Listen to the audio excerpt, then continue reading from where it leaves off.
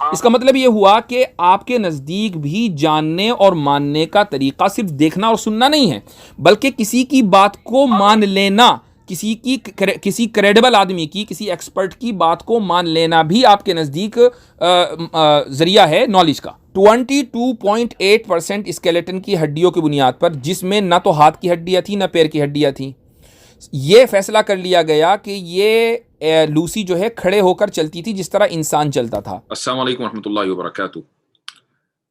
आज की वीडियो जो आप देखने जा रहे हैं दरअसल एक वीडियो नहीं है बल्कि एक ऑडियो है जो एक मुल्हिद के साथ गुफ्तगू पर मुश्तमिल है। हुआ ये कि मेरी एक 2 हफ्ते पुरानी वीडियो थी जिस पर एक शख्स है जिनका नाम है अनुराग रैना। उन्होंने एक कमेंट छोड़ा और उसमें उन्होंने ये बात कही कि अगर मेरे सवालों का जवाब मिल जाए तो मैं इस्लाम कबूल करने के लिए तैयार हूँ। आमतौर से मैं खुद से किसी शख्स से इल्हाद के ऊपर या इर्तिदाद के ऊपर गुफ्तगू नहीं करता हूँ, बहस मुबाहिसा नहीं करता हूँ। इल्ला ये कि अगर सामने वाला मजबूर करे तो फिर हम भी मजबूर हो जाते हैं गुफ्तगू करने पर। मैंने उनको इसलिए फ़ोन किया चूँकि एक तो उन्होंने अपना नंबर छोड़ा था और साथ में उन्होंने अपनी इस नीयत का इज़हार किया था कि अगर सवालों के जवाबात मिल जाएँ, तो वो इस्लाम कबूल करने के लिए तैयार हैं। ये हमारी ज़िम्मेदारी बनती है कि हम इस तरह के लोगों को अप्रोच करें। लेकिन मुझे कॉल करके अंदाज़ा हुआ कि और गुफ्तगू करके थोड़ी देर बाद ये अंदाज़ा हुआ कि इनका मकसद हक़ की तलाश नहीं है, बल्कि इनका मकसद ये था कि वो किसी शख्स से अपना वर्ल्ड व्यू मनवाने की कोशिश करें और खामख़ाही किसी के साथ बहस मुबाहिसा करें।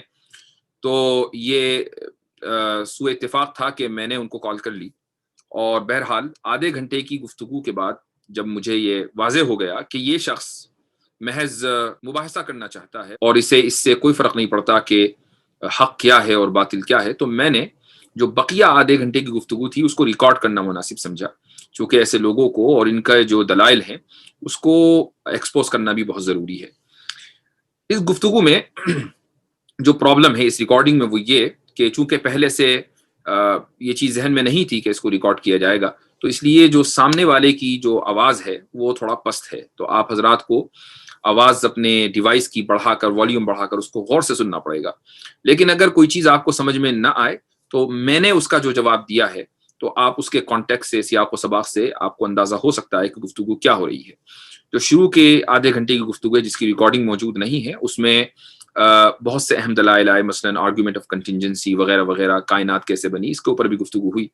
लेकिन जो आखिर के आधे घंटे की गुफ्तगू है उस पर उसका जो फोकस है, उसका जो मेन पॉइंट है वो डार्विनियन एवोल्यूशन है। तो इसमें मुल्हिदों की तरफ से आमतौर से जो जवाबात दिए जाते हैं या जो एतराज़ात किए जाते हैं, जो भी दलाइल दिए जाते हैं, उसका मुख्तसर जवाब देने की और काउंटर आर्गुमेंट करने की कोशिश की गई है। होता यह है कि हमारे जो अक्सर मुल्हिद हैं दुनिया में, खुसूसन उर्दू स्पीकिंग जो मुल्हिद हैं, बल्कि उर्दू स्पीकिंग ही क्या, दुनिया में आप जहाँ भी चले जाएँ, चाहे वो वेस्टर्न कंट्रीज़ में चले जाएँ या ईस्टर्न कंट्रीज़ में, इल्हाद जो फैल रहा है वो स्कूलों से फैल रहा है, स्कूल की निसाबी किताबों से। आपको अंदाज़ा होगा इस गुफ्तगू को सुनने के बाद कि स्कूल की जो निसाबी किताबें हैं, उसमें किस तरीके से फेक न्यूज़ की तरह उल्टी-सीधी बातें घुसा दी गई हैं और उसके बाद जो बच्चे उन किताबों को पढ़ते हैं, उनका ज़हन ख़राब करने की, उनके ईमान पर डाका डालने की कोशिश की गई है। तो क्योंकि किसी भी गुफ्तगू के इल्मी और हेल्थी होने के लिए ज़रूरी है कि दोनों तरफ के आर्गुमेंट बराबर के हों। इस गुफ्तगू में मसला ये है कि सामने वाले ने जो आर्गुमेंट दिए हैं, उसके तकरीबन सारे के सारे आर्गुमेंट्स वही स्कूल की निसाबी किताबों और करिकुलम के ऊपर मुश्तमिल हैं। तो इसलिए आपको अगर एवोल्यूशनरी साइंस के ताल्लुक से पहले से मालूमात है, तो शायद आपको इसमें कोई नई चीज़ ना मिले। लेकिन मैं फिर भी चाहूँगा कि आप जो मुल्हिदों का एक लो लेवल है एकेडमिक, आप को कम से कम इतना ज़रूर अंदाज़ा होगा इस ऑडियो को सुनने के बाद कि मुल्हिद क्या सोचता है और उसको क्या चीज़ गुमराह करती है। तो मैं आपका वक्त ज़्यादा लिए बगैर चाहूँगा कि आप ये ऑडियो सुनें। आदमी ऐसे बल्ब की तरह नहीं चल पड़ा धरती पे। अभी तो आपको मिसाल ही दे रहा हूँ ना कि आदमी बल्ब की तरह जला नहीं अभी। तो वो कैसे जला? मतलब आपने मुझे एम्पिरिकल एविडेंस बताइए एवोल्यूशन का। आप अभी तक बता नहीं पा रहे हो। ये जो आपने कहा ना कि इंसान, ये जो आपने कहा ना कि इंसान बंदर जैसा दिखता है, तो फिर बंदर ही क्यों ना हुआ, इंसान क्यों बन गया? मतलब बंदर ही रहता जिस तरह भाई, नहीं जिस तरीके से, एक बात बताइए, एक मिनट एक सवाल आपसे पूछ लेता हूँ, आपसे मुझे एक बात बताइए कि क्या दुनिया में बंदर खत्म हो गए? मैं बताता हूँ आपको। अरे सर, दुनिया में बंदर खत्म हो गए क्या? एवोल्यूशन की बात कर ना, मैं उसके बाद बता रहा हूँ ना। तो अगर बंदर हैं तो सारे के सारे बंदर ही रहते, उनमें से कुछ बंदरों ने क्यों डिसाइड किया कि हमें इंसान बनना है? मैं बताता हूँ आपको कि जैसे हम इंसान है, आप भी इंसान है, ठीक है ना। अगर हम ऐसा करें कि साइबेरिया में चले जाएं, वहाँ पे बहुत ठंड पड़ती है, बर्फ पड़ती है, ठीक है ना, वहां पे रहना शुरू कर दें और नंगे जिस्म रहना शुरू कर दें। किसके साथ? तो क्या होगा? नंगा जिस्म रहना शुरू कर दें, कपड़े पहनना बंद कर दें। ओके। साइबेरिया में जाके ओके। जब बर्फ पड़ती है, कपड़े पहनना बंद कर दें, हम नंगे रहना शुरू कर दें, खाल फूल पहनने का मतलब लेना शुरू कर दें, या कपड़े कपड़े से तंग रखना शुरू कर दें। उससे क्या एवोल्यूशन होगा? हमारे शरीर पे बाल आने शुरू हो जाएंगे, हमारे शरीर पे ना आएंगे बाल, हमारी अगली पीढ़ी पे या उससे अगली पीढ़ी पे या 10 पीढ़ी बाद ऑटोमेटिकली बाल आना शुरू हो जाएंगे सर। वो जब आएंगे ना, जब हम बचेंगे। ठंड को रोकने के लिए पहले तो बचना जरूरी है ना सर, समझ लीजिए बात भाई। बचेंगे, आग से बचेंगे। कैसे बचेंगे? अभी अभी मेरी बात सुनो। नहीं, अरे एक बात बताइए, एक आदमी, चलिए मैं कहता हूँ आप डिसाइड करो आज आप डिसाइड करो कि भाई मैं साइबेरिया की सर्दी में नंगा रहूंगा, तो आप मुझे बताओ कि फ्रॉस्ट बाइट से कैसे बचोगे? साइबेरिया में जो भालू रहता है वो फ्रॉस्ट बाइट से कैसे बचता है? मैं तो भाई वो तो आप बताओगे कैसे बचता है। मैं आपसे सवाल कर रहा हूँ, आपने कहा कि अगर इंसान साइबेरिया में चले जाए तो उसके बाल उग जाएंगे, भालू जैसी खाल उग जाएगी। तो पहले तो बचेगा ना, पहले तो बचेगा ना, वो बचेगा कैसे? हाँ, बचेगा वो अपने पत्ते लगाएगा, पत्ते लगाएगा ना, पत्ते लगाएगा, बचेगा। अगर मैं वही बोल रहा हूँ तो सर्वाइव कर जाएगा। ठीक है, इसका मतलब ये है, सुनिए, इसका मतलब ये है कि वो आग जला के पत्ते ओढ़ के सर्वाइव करेगा, राइट? सर्वाइव करेगा तो उसके तो फिर बाल क्यों उगेंगे? उसके शरीर को जरूरत महसूस होगी कि भाई जब वो पत्ते लगाकर आग जलाकर सर्वाइव कर गया तो अब उसको बाल की जरूरत क्यों है, भालू वाली? क्योंकि उसको ज्यादा ठंड होगी, उससे उसका काम नहीं चलेगा। तो जितना, तो फिर सर्वाइव नहीं करेगा भाई, ये तो सर्वाइव करेगा या नहीं करेगा?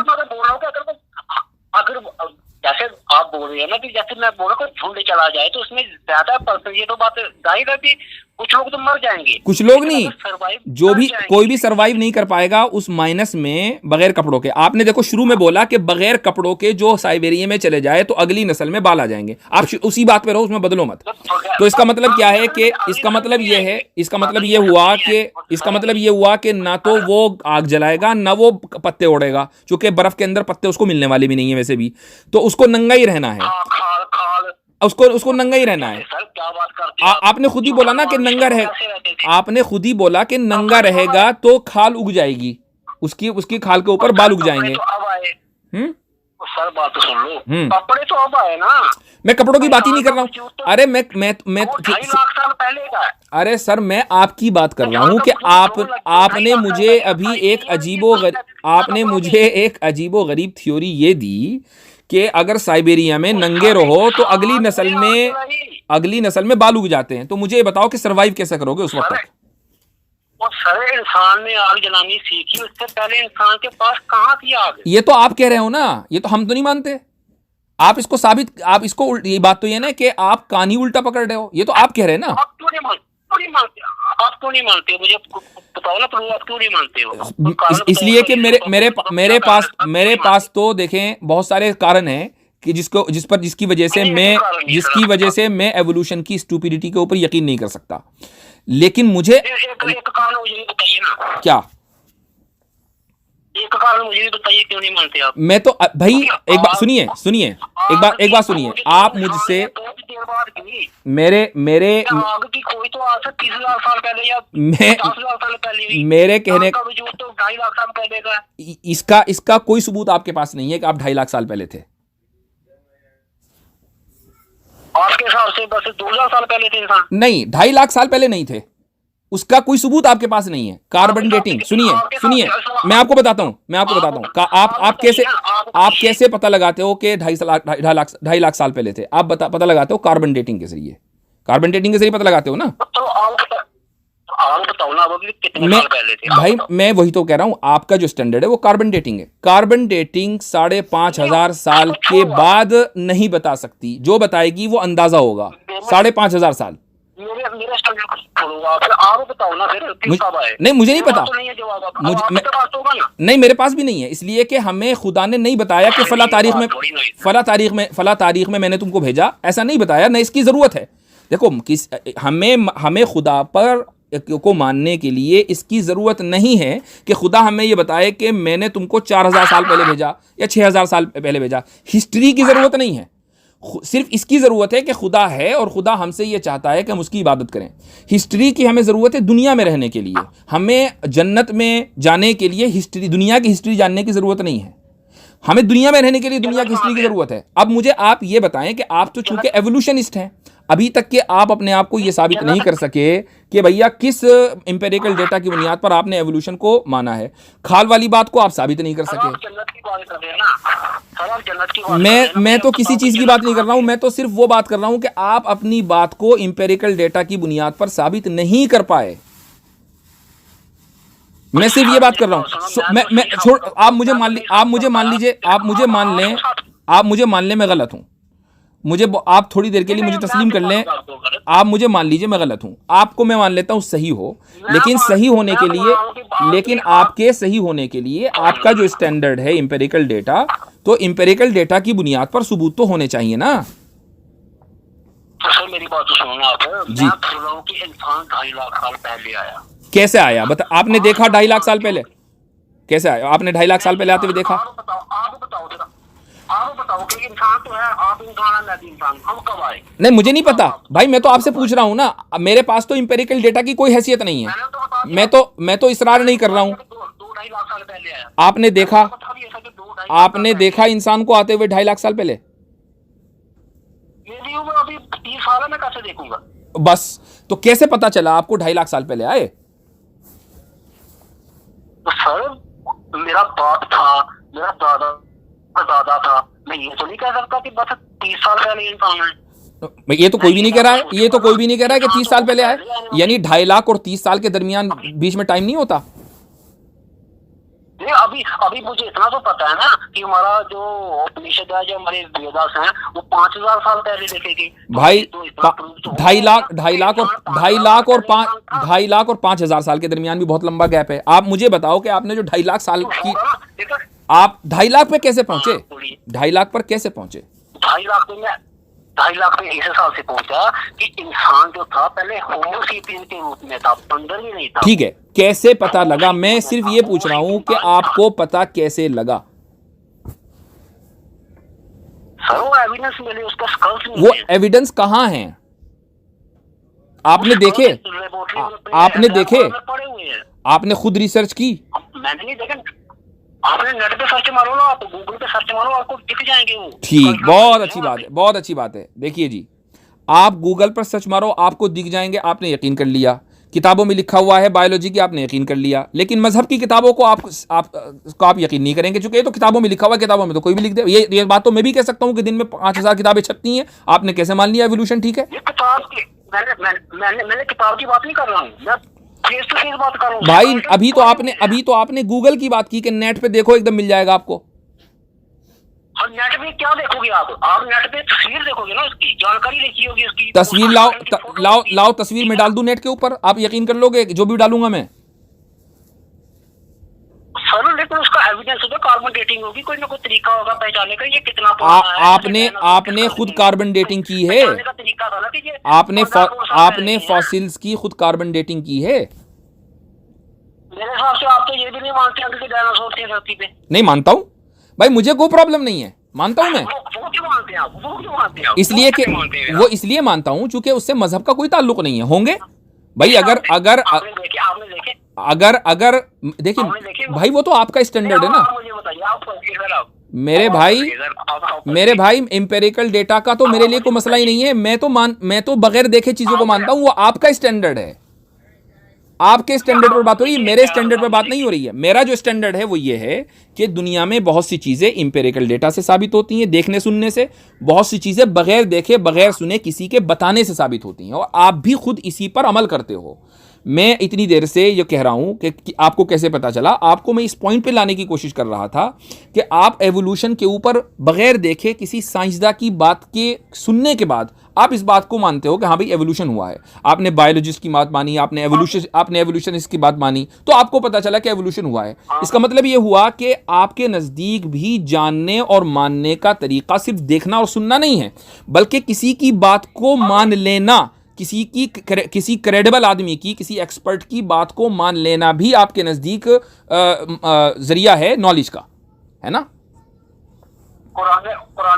कुरान को छोड़ दीजिए, अभी कुरान पे बात ही नहीं हो रही है। मैं आपसे सिर्फ ये पूछ रहा हूं कि आपने एक्सपर्ट की बात को सुनकर इस बात को तस्लीम कर लिया, नॉलेज आपको मिल गई। इसका मतलब ये कि नॉलेज के कई सारे जरिए हैं। एक जरिया है देखना सुनना, एक जरिया है एक्सपर्ट की बात को मानना, है ना। नहीं, अलग अलग सोर्स है ना, तो उनमें से एक सोर्स एक्सपर्ट की बात है ना, ये नहीं है। लेकिन अगर अकेले एक्सपर्ट की बात होगी, अगर मुझे आइंस्टाइन आके बोल देता या डार्विन आके बोल देता मुझे, तो मैं नहीं मानता। उसने मुझे सबूत दिखा दिए ना, ये देखो स्केलेटन है, ये देखो डायनासोर के स्केलेटन है, ये देखो अपने होमो सेपियन के स्केलेटन है, ये देखो ऐसे थे आदमी पहले, इतनी बड़ी बड़ी खोपड़ियां थी इनकी, इतने लंबे लंबे हाथ थे इनके, ठीक है ना। फिर तो सही मानना पड़ेगा ना। वो स्केलेटन, मैं वही तो मैं कह रहा हूं कि वो स्केलेटन ना तो आपने देखे, ना आपने कार्बन डेटिंग की कोई रिसर्च पढ़ी। आपने देखा कि भैया तो देख सकता हूं, वो अमेरिका में पढ़े हुए हैं सर, मैं जाकर देख सकता हूं। देखे तो नहीं ना अभी तक। सर क्या बात करते हैं आप, मैं जाकर देख तो सकता हूँ ना, मुझे पता ना। आप जाकर देख सकते हो, लेकिन देखे बगैर आपने इस बात को मान लिया कि आइंस्टाइन ने फला ने ये बात बताई है, इसका मतलब ये बात सच होगी, चूंकि ये लोग एक्सपर्ट्स हैं। नहीं सर, मैं डार्विन की बात नहीं मानूंगा, मैं डार्विन की बात नहीं मानूंगा भाई। देखूंगा जाके, आपने डार्विन, होगा, लेकिन ना तो आपने आज तक कोई स्केलेटन देखा, ना आपने कोई रिसर्च पढ़ी, लेकिन आपने एक चीज चूंकि मशहूर हो गई, आपने उसको मान लिया कि बात सही होगी।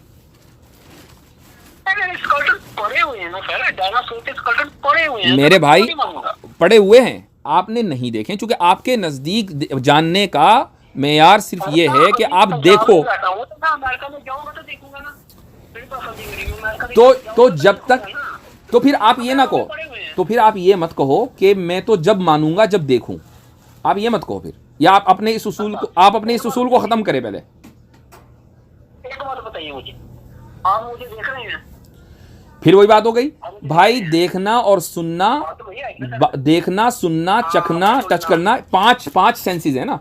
आपने इन 5 सेंसेस में से कौन से सेंस को इस्तेमाल करके डार्विन एवोल्यूशन को माना है, मुझे वो बताओ ना। आपके हिसाब से 5 सेंसेस हो गए ना, आपके हिसाब से हो गए ना। अब मैं कैसे मानूं कि 5 ही सेंसेस हो गए? अगर मुझे पता है, जानकारी है कि अमेरिका में स्केलेटन पड़े हुए हैं, ठीक है ना, तो मैं मानूंगा। वो जानकारी कैसे है आपको? वो जानकारी कैसे है आपको? जानकारी बच्चे पढ़ते हैं स्कूलों में। स्कूलों में क्या पढ़ते हैं? स्कूलों में क्या पढ़ते हैं? स्कूलों में क्या पढ़ते हैं? अभी देखो, अभी नहीं, स्कूलों में आपने कहा बच्चे स्कूलों में पढ़ते हैं, स्कूलों में क्या पढ़ते हैं? जो भी साइंटिस्ट की किताबें हैं, जो भी साइंटिस्ट की किताबें दिन में जो भी साइंटिस्ट की किताबें हैं वो पढ़ते हैं। यही तो मैं कह रहा हूं, इतनी देर से आ गए ना किताब के ऊपर। अभी तो थोड़ी देर पहले आप कह रहे थे अरे तो किताबों में लिखा हुआ कोई भी लिख दे, तो इस तरह तो मैं भी कह सकता हूं कि साइंस की किताबों में लिख दे, कोई भी लिख दे। पूरी तो सुन लीजिए आप मेरी बात, लेकिन वो किताबों में जो लिखा हुआ है और वो चीज पढ़ी हुई है कहीं, तो हम जाके देख सकते हैं उसको। अगर वो किताब में लिखा हुआ है कि ये बात है, वो चीज नहीं पढ़ी हुई कहीं, तो फिर तो हमारा दिमाग ये बोलेगा ना ये बात सच है, ये झूठ है, लेकिन वो पढ़ी हुई है। लूसी का नाम सुना है आपने? लूसी का विश्वास करना पड़ेगा। लूसी का नाम सुना है आपने? लूसी का? हाँ, LUCY। हाँ, लूसी का नाम सुना है? हाँ, लूसी का नाम सुना है, मैंने बहुत बार सुना है। बोलिए आप। कौन है? लूसी पिक्चर थी कि यार, पिक्चर देखी है मैंने लूसी। लूसी की पिक्चर की बात नहीं कर रहा हूं मैं। आप एवोल्यूशन की बात कर रहे हो और आपको लूसी नहीं पता। भाई लूसी जो है एवोल्यूशन में, जानकारी नहीं। हाँ तो यही बात है, जब आपको जानकारी नहीं तो आपने बगैर जानकारी के मान कैसे लिया? आपने आप मुझे। नहीं, आपको जब ये जानकारी नहीं, जो इतनी फंडामेंटल जानकारी है, यानी मैं एवोल्यूशन पे बिलीव नहीं करता, लेकिन मुझे लूसी के बारे में पता है। आप एवोल्यूशन पे बिलीव करते हो, आपको लूसी के बारे में पता नहीं है। नहीं, आप बिलीव नहीं करते एवोल्यूशन पे? नहीं, मैं तो नहीं करता। फिर आपको लूसी के बारे में कैसे पता? यही तो बात है, आप बिलीव करते हो, आपको बिलीव नहीं करते आप। हाँ, एक तरह बोल रहे हो बिलीव नहीं करता, तो आपको पता कैसे? क्यों होना नहीं चाहिए पता। ये क्या ये क्या बात हुई भाई? मुझे इसलिए पता है क्योंकि मैंने स्टडी की है, इसलिए कि मैंने स्टडी की है। मैं हर कहाँ पर? स्टडी की है। हाँ, तो स्टडी की आपने, तो पंचतंत्र खत्म हो गए यहाँ पे, वो सूंघने की, देखने की, वो खत्म हो गया। आपने स्टडी की बात कर भाई, वो आपका स्टैंडर्ड है, मेरा स्टैंडर्ड नहीं है। आपको हैरत की बात है कि आप इस गुफ्तगू के जो उसूल हैं उससे भी वाकिफ़ नहीं है। देखिए, ये आपका स्टैंडर्ड है, मेरा स्टैंडर्ड नहीं है। मैंने कई मरतबा क्लियरिफाई किया कि मेरे नज़दीक सिर्फ देखने और सुनने ही से इल्म नहीं आता। मैं तो बग़ैर देखे और बग़ैर सुने भी बहुत सी चीज़ों पर यकीन रखता हूँ। इसलिए मेरी बात तो छोड़ दीजिए, मैं तो आपकी बात कर रहा हूँ इतनी देर से, क्योंकि आपने ये बोला था कि किताबें तो कोई भी लिख दे, तो मैं भी वही बोल रहा हूँ कि किताबें कोई भी लिख दे। लेकिन आपने किताबों में डिस्क्रिमिनेट किया। आपने रिलीजियस किताबों को कहा कि कोई भी लिख दे, लेकिन साइंटिफिक किताबें जो स्कूल में आपको पढ़ाई जा रही हैं उसके बारे में आपका ये अकीदा नहीं है। आप कहते हैं कि नहीं नहीं, ये बिल्कुल ऑथेंटिक है। अब मैंने आपसे पूछा कि लूसी, तो लूसी के बारे में आपको पता नहीं। अब सुनिए, अब मैं आपको बता देता हूँ। मैं आपको बताता हूँ। नहीं, रुक जाइए आप। मैंने ये बोला कि अगर किताब में लिखा हुआ है और अगर मुझे कहीं लिखी भी जाती होती है तो उस बात को मान लूंगा। ऐसे ही आप खुदा की बात करते हो तो ठीक है। अब मैं आपको लूसी के बारे में बताता हूँ। सुनिए, आपको लूसी के बारे में बताता हूँ। ये आपकी किताब में लिखा हुआ है, ठीक है? ये आपकी किताब में लिखा हुआ है कि लूसी जो है वो, अच्छा, होमो सेपियन से पहले होमो इरेक्टस थे, होमो इरेक्टस से पहले होमो हेबिलिस थे, होमो हेबिलिस से पहले वो थे, क्या कहना चाहिए, एस्ट्रोलोपैथिकस फ्रांसिस। एस्ट्रोलोपैथिकस फ्रांसिस, ये मैं आपकी बता रहा हूँ थ्योरी। ये मैं नहीं मानता इन चीज़ों को। जो एवोल्यूशनिस्ट कहते हैं उनके मुताबिक बता रहा हूँ, मैं आपको रिपोर्ट दे रहा हूँ सिर्फ कि ये था। एवोल्यूशनिस्ट ये मानते हैं कि ऑस्ट्रेलोपैथिकस फ्रांसिस का जो स्केलेटन मिला है उसका नाम है लूसी।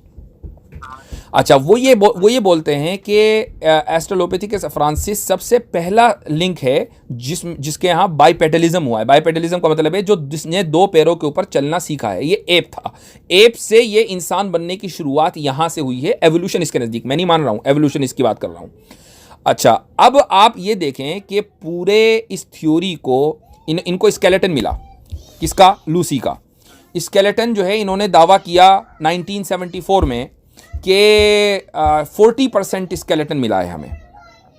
ठीक है भाई, 47 मिल गया होगा। उसके 10 साल के बाद 1980s में 84-86 के अंदर दोबारा जब रिसर्च हुई तो पता चला कि नहीं जी नहीं, 40% नहीं, 22.8% है स्केलेटन की हड्डियाँ। 22.8% स्केलेटन की हड्डियों की बुनियाद पर, जिसमें ना तो हाथ की हड्डियाँ थी ना पैर की हड्डियाँ थी, ये फैसला कर लिया गया कि ये लूसी जो है खड़े होकर चलती थी जिस तरह इंसान चलता था, जबकि हाथ की हड्डियाँ भी मौजूद नहीं है, पैर की हड्डियाँ भी मौजूद नहीं है। और फेक डाटा जो है वो स्कूल की निसाब की जो करिकुलम की किताबें हैं उसके अंदर इंसर्ट कर दिया गया। पूरे म्यूजियमों के अंदर लूसी के जो है डीएनए को बिल्कुल मानते हैं, लेकिन डीएनए को उतना ही मानते हैं कि जितना मानना चाहिए। ठीक है, डीएनए की बात सुन लीजिए। कितनी? डीएनए में आपको सारी जानकारी मिल जाती है। क्या जानकारी मिलती है? आदमी के फिजिकल इफेक्ट की, आदमी कैसे चला, कैसे उसका वजूद में आया, सारी डीएनए में जानकारी मिल जाती है। भाई, जब डीएनए मौजूद ही नहीं है तो जानकारी, भाई जितना स्केलेटन होगा उतना ही तो जानकारी मिलेगी। 22.5% से आपको 100% जानकारी कैसे मिल जाएगी? डीएनए का तो आपको बॉल ही बहुत है। अब मैं आपको बताते जाऊं। आपने बोला सुनिए, होमोसेपियंस आपके मुताबिक जो है 2.5 लाख साल पहले थे ना। आपके मुताबिक, मेरे मुताबिक नहीं, आपके मुताबिक 2.5 लाख साल पहले थे। ठीक है, डीएनए जो है अगर 15 डिग्री में हो, 15 डिग्री सेल्सियस में, जो कि एक नॉर्मल टेम्परेचर होता है, तो 1,31,31,000 साल में मुकम्मल डीके हो जाता है। आप उसको पढ़ भी नहीं सकते हैं। तो फिर 2.5 लाख साल पहले का डीएनए कहां से निकल गया भाई? आपको किसने बोला ये आप कहीं भी पढ़ लो, ये आप कहीं भी पढ़ लें, जेनेटिक साइंस में पढ़ लीजिए भाई। एक आपको मैं बता रहा हूं, एक ये मार्टिन एलेनटॉफ्ट एक साइंटिस्ट है, MORTEN एलेनटॉफ्ट, उसने बाकायदा स्केल दिया हुआ है कि 15 डिग्री सेल्सियस में अगर कोई स्केलेटन रहेगा और 15 डिग्री सेल्सियस में हमेशा रहे, उसमें कोई वेरिएशन ना हो, ना ऊपर ना नीचे, जो कि पॉसिबल नहीं है, तो 1,31,000 साल में मुकम्मल डीके हो जाएगा, मुकम्मल डीके, कंप्लीट डीके। अच्छा, तो एक बात तो आप मान के ना कि जो स्केलेटन मिले होंगे, हाँ, उसका कोई DNA हुआ होगा, DNA से प्रूव हुआ होगा, तो वो 1,31,000 साल पहले के होंगे। तो इसका मतलब 2.5 लाख साल वाली बात खत्म हो गई। इसका मतलब ये तो प्रूव हो गया ना फिर, चलो खत्म हो जाता है। सुनिए, तो 2.5 लाख साल, तो 2.5 लाख साल वाली बात झूठ हो गई ना साबित। झूठ नहीं ना हुई सर, झूठ कैसे हुई? अगर उस वक्त से लेकर अब तक खत्म हो जाते हैं, तो ये थोड़ी बात है कि उससे पहले थे नहीं वो, तो उस वक्त की जानकारी अब तक खत्म हो गई। उससे पहले खत्म हो गई। जब जानकारी खत्म हो चुकी है तो पता कैसे चला 2.5 लाख साल पहले थे?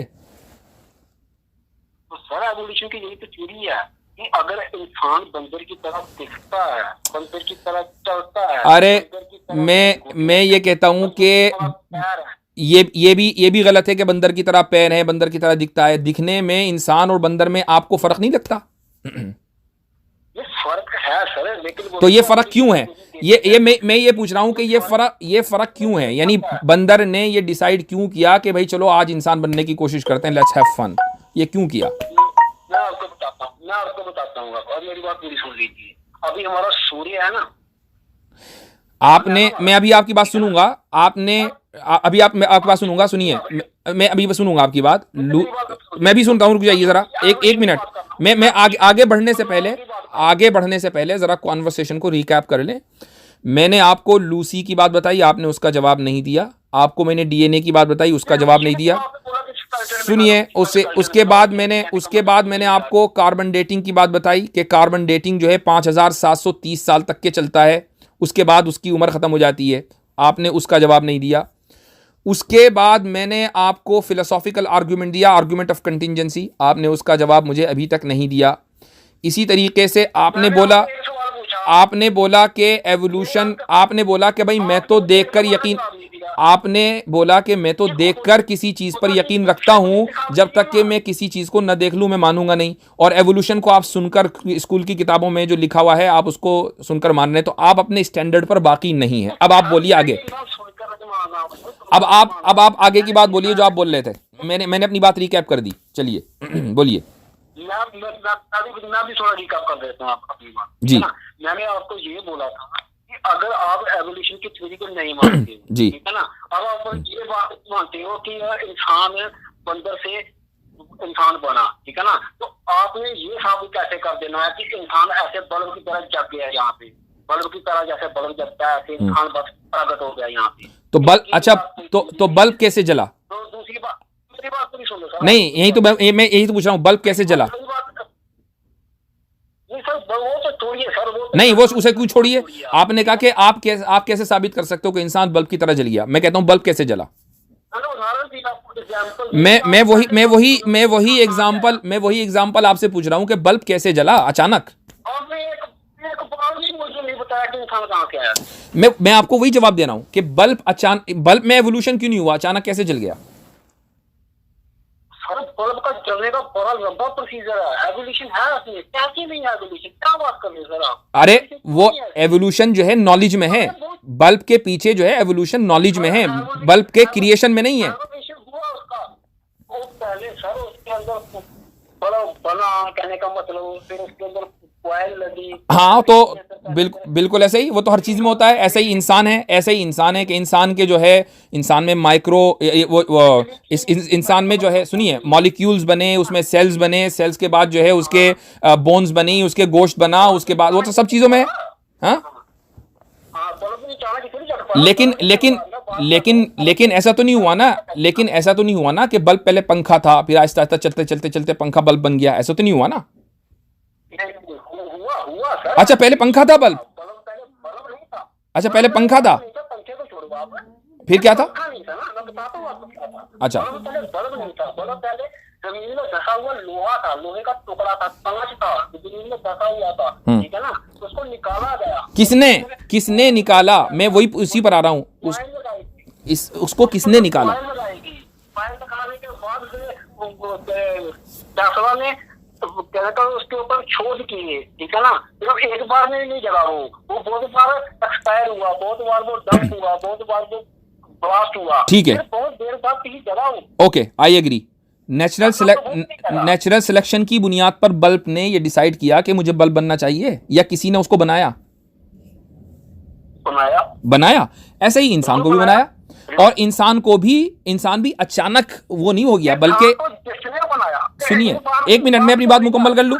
जिस तरीके से बल्ब का मटेरियल था कि उसमें लोहा है, उसमें कांच है, उसमें फला फला चीजें हैं, ऐसे ही इंसान के अंदर भी मटेरियल है कि उसमें मॉलिक्यूल्स हैं, उसमें सेल्स हैं, उसके अंदर जो है पट्टे हैं, उसके गोश्त है, उसकी हड्डियां हैं, वो सब बनी है तो इंसान बना है। जी आपने अब बोल दिया ना कि उसको बनाया, ठीक है ना, उसको जिसने भी बनाया, ठीक है ना, तो उसको कैसे बनाया? उसका जवाब तो मैं आपको पहले दे चुका हूं कि ये सवाल इसलिए दुरुस्त नहीं है कि अगर उसको भी किसी ने बनाया होता तो फिर हम कभी भी मौजूद नहीं हो सकते थे। ऑलरेडी मैं फिलोसॉफिकल जवाब आपको दे चुका हूं, और ये मेरा जवाब नहीं है। ये जवाब जितने आपकी, अगर आपने फिलॉसफी पढ़ी होगी तो बहुत आसानी के साथ आप इसको समझ सकते। मसला ये है कि आपने अभी ना तो बायोलॉजी पढ़ी, ना आपने जेनेटिक साइंस पढ़ी, ना आपने फिलॉसफी पढ़ी, और आप इन मौजूआत के ऊपर गुफ्तगू कर रहे हैं उस आदमी से जिसने ये सारी चीजें पढ़ी हैं। बेसिक नॉलेज है ना ये बेसिक नॉलेज नहीं है भाई, ये बेसिक नॉलेज नहीं है। आप मुझसे गुफ्तगू कर रहे हैं जबकि मैंने बायोलॉजी भी पढ़ी है, मैंने फिलॉसफी भी पढ़ी है, मैंने जेनेटिक साइंस भी पढ़ी है, और मैं इन सब चीज़ों को पढ़ने के बाद इस कंक्लूजन पे पहुंचा हूं कि इससे बड़ा स्कैम गुज़िश्ता 150 सालों में नहीं हुआ जो डार्विन ने किया है हम लोगों के साथ, और सारी दुनिया को बेवकूफ़ उसने बना दिया। अब आप मुझे बताओ, आप मुझे एक चीज़ बताइए, मैं बिल्कुल पोलाइटली आपसे पूछता हूं कि मैं पोलाइटली आपसे पूछता हूं कि आपको बंदर और इंसान के चेहरों में सिमिलैरिटी या उनके जिस्मों में सिमिलैरिटी की बुनियाद पर आपको यकीन हुआ कि भाई इंसान का भी एवोल्यूशन हुआ, ये बंदरी से आया होगा, ये आपने सिमिलैरिटी देखी। लेकिन जब आप इस दुनिया में देखते हैं कि एक बल्ब खुद से नहीं बन सकता, उसको कोई ना कोई बनाने वाला है, तो क्या यही सिमिलैरिटी आपको इंसान में नजर नहीं आती कि इंसान भी खुद से नहीं बन सकता और जानवर भी खुद से नहीं बन सकता, उसको कोई ना कोई बनाने वाला है? ये सिमिलैरिटी तो यहां पर भी है। बनाने वाला है ना सर, बनाने वाला है ना, मॉलिक्यूल है ना, छोटे छोटे बनाने वाले। अच्छा, तो मॉलिक्यूल जो है वो बनाने वाले हैं, तो इसका मतलब तो ये हुआ कि जो कांच है वो बनाने वाला है बल्ब को, तो कांच को कहिए कि कांच ने बनाया बल्ब। आप इंसान को क्यों कहते हैं? कांच कैसे बना, सोना कैसे बना, चांदी? तो फिर मॉलिक्यूल जो है वो उसको किसने बनाया? और मॉलिक्यूल के अंदर आप कहते हैं कि कॉन्शियसनेस है, तो यानी जिस तरीके से कांच ने बल्ब को नहीं बनाया, तो मॉलिक्यूल ने इंसान को कैसे बना दिया? मॉलिक्यूल्स तो हमारे जिस्म का मटेरियल है, हमारा मटेरियल हमारे जिस्म में शामिल है, लेकिन उसने बनाया नहीं है, उससे बने हैं हम। लेकिन वो स्टार के अंदर बने ना पहले कि बात तो यही है ना, वो तो मैं भी मानता हूं कि अरे भाई मैं ये कह रहा हूं कि जो मटेरियल है वो मटेरियल बनाने वाला नहीं होता, मटेरियल तो खुद बना हुआ है। मॉलिक्यूल्स तो हमारे जिस्म का मटेरियल है, मॉलिक्यूल कैसे बनाएंगे इंसान को? आपने उल्टी बात कैसे कर दी भाई? ये तो फिर कहिए कि कांच ने जो है बल्ब को बनाया है। फिर आप बताइए कैसे आया, अगर आप ये बात नहीं मानते? मैं तो कह रहा हूं कि आपके पास, आपको मैं बोल रहा हूं कि जिस तरीके से एक इंसान को खुदा ने यह सलाहियत दी है कि वो बल्ब बना दे और बल्ब बन जाता है, ऐसे ही खुदा के पास ये कुदरत है, और उस कुदरत को इस्तेमाल करके उसने इस पूरी कायनात को बनाया, और इस कायनात में इंसान को बनाया, जानवरों को बनाया। तो ये खुदा के बनाए हुए हैं, और साइंस इस चीज़ का खुदा, उसका जवाब यह है कि खुदा को अगर किसी ने बनाया होता तो फिर हम कभी भी वजूद में नहीं आ सकते थे। ये चीज़ साइंस की नहीं है, फिलॉसफी की है। न माने वो आपकी मर्जी है, वो आपकी मर्जी है। मैंने तो आपको एक आर्ग्यूमेंट ऑफ कंटिजेंसी दे दिया, मैंने आपको आर्ग्यूमेंट ऑफ कंटिजेंसी का आर्ग्यूमेंट दे दिया है। चूंकि आपने फिलॉसफी नहीं पढ़ी है, आपने पढ़ी है बायोलॉजी, और बायोलॉजी भी सुनी सुनाई स्कूल वाली, आप वो उसको बुनियाद बनाकर उससे एक बात कर रहे हैं कि जिसने फिलॉसफी के अंदर पीएचडी कर ली, आप उससे बात कर रहे हैं। हैरत की बात है। साइंस पढ़ी है, मैं उसी के हिसाब से आपको बताता हूँ ना। साइंस आपकी साइंस तो भाई आपको ना तो ये पता कि डीएनए का चार्ट आपको नहीं पता, कार्बन डेटिंग का चार्ट आपको नहीं पता, आपको फ्रांसिस की जो लूसी है उसके स्केलेटन नहीं पता। कट के भाग गया।